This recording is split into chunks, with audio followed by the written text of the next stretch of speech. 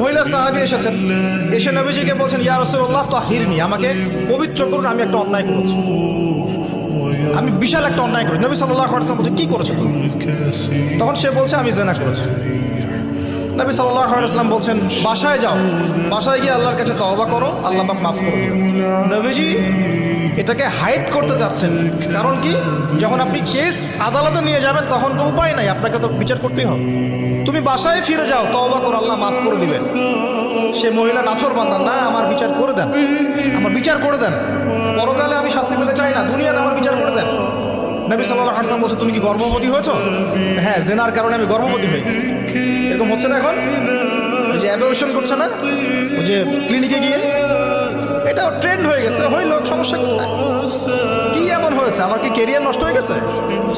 Feminist নোংরা মেয়ে কোথাকার। তারপরে এই মেয়ে বলছে, হ্যাঁ আমি গর্ভবতী হয়েছি ইয়া রাসূলুল্লাহ। নবী সাল্লাল্লাহু আলাইহি ওয়াসাল্লাম বলছেন, বাসায় ফিরে যাও, সন্তান যখন খালাস হবে তারপরে এসে বিচার করে দেবে। 9 থেকে 10 মাস সে এই সন্তানকে গর্ভে ধরলো, ধরার পরে সন্তান যখন খালাস হয়ে গেল, সে নবীর কাছে এসে সন্তান কোলে নিয়ে, নবজাতক, ইয়া রাসূলুল্লাহ সাল্লাল্লাহু আলাইহি ওয়াসাল্লাম দরুদ পড়বেন, আমাকে পবিত্র করে দিন, আমার সন্তান হয়ে গেছে। নবী সাল্লাল্লাহু আলাইহি ওয়াসাল্লাম বলছেন, সন্তান কি দুধ খাচ্ছেন? হ্যাঁ, দুধ খাচ্ছে। তাহলে তুমি তাকে দুধ পান করাও। কত বছর দুধ পান করাতে হয়? 2 বছর। 2 বছর দুধ পান করাও, দুধ পান করা শেষ হবে, তারপরে এসে তোমার বিচার করে দেবো। এবার 2 বছর দুধ পান করানোর পর এই মহিলা এসেছে, সন্তানের হাতে একটা রুটি, নবীজিকে বলছেন, ইয়া রাসূলুল্লাহ সাল্লাল্লাহু আলাইহি ওয়াসাল্লাম, আমার সন্তান এখন রুটি খেতে পারে, আমার সন্তান এখন রুটি খেতে পারে, আমার বিচার করে দিন।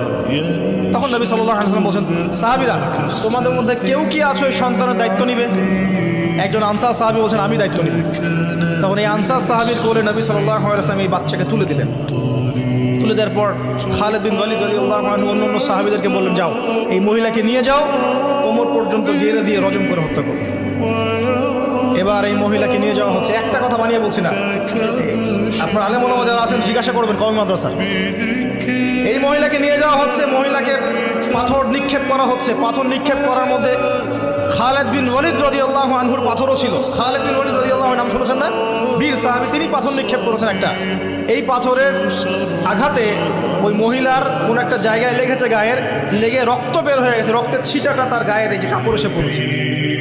কাপড় এসে পড়ার সাথে সাথে খালিদ বিন ওয়ালিদ রাদিয়াল্লাহু আনহু বলছেন, ছি ছি ছি ছি, আমার গায়ের মধ্যে এরকম নোংরা ব্যভিচারী মহিলার রক্ত পড়লো, এরকম একটা তাচ্ছিল্যের কথা বলছে। তখন নবী সাল্লাল্লাহু আলাইহি ওয়াসাল্লাম বলছেন, হে খালিদ তুমি থামো, হে খালিদ তুমি চুপ করো, তুমি জানো এই মহিলা এই 2 বছরে 3 বছরে এত তওবা করেছে আল্লাহর কাছে, এই সমস্ত তওবা যদি মদিনাবাসীর মধ্যে বন্টন করে দেওয়া হয় তবুও কম হয়ে যাবে। আর আমি এখন দেখছি মহিলা জান্নাতে সাঁতার কাটছে। আমি বুঝাতে পারছি না আপনাকে প্রিয় বোন, প্রিয় ভাই, যারা বিবাহিত হয়ে ব্যভিচার করছেন, জিনা করছেন, তিনি তওবা করেছিলেন, তওবা করেছেন, আল্লাহ পাক মাফও করে দিয়েছেন, জান্নাতে চলে গেছেন, কিন্তু পৃথিবীতে তার শাস্তি কায়েম করা হয়েছে। বিবাহিত ব্যক্তি ব্যভিচার করে ফেললে তার পৃথিবীতে বেঁচে থাকার অধিকার সে হারিয়ে ফেলে।